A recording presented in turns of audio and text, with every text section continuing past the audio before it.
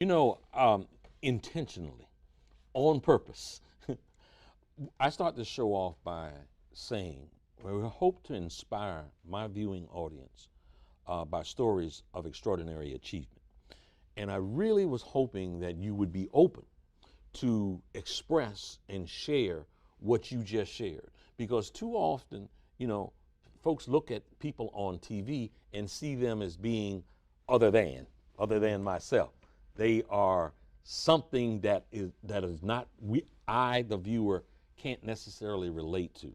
So I really appreciate you sharing that struggle, because I always envisioned that it's a mama or daddy out there that's got a 10-year-old or 12-year-old sitting there listening, and they're hearing Dr. Boyce Watkins talk. They're hearing Congressman so-and-so talk. They're hearing the local media guy here, Jim Vance, talk.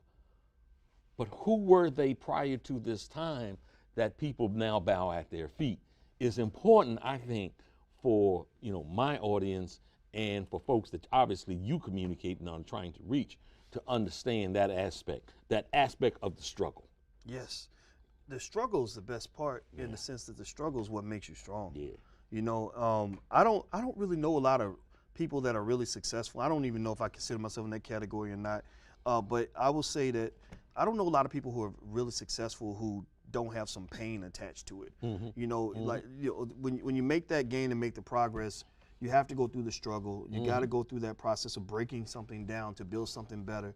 And I remember going through that, because I was not raised in an environment that really promoted strong black consciousness or anything that would be defined as radical. I still even remember the first time I met Dr. Claude Anderson, and he was even explaining to me, this was years ago, and I remember him even saying that being radical is a good thing. That means you're doing something different. And I remember thinking, yeah, I guess it is okay. But before I talked to him about it, I remember I thought radical was bad. That you're not gonna get what you want.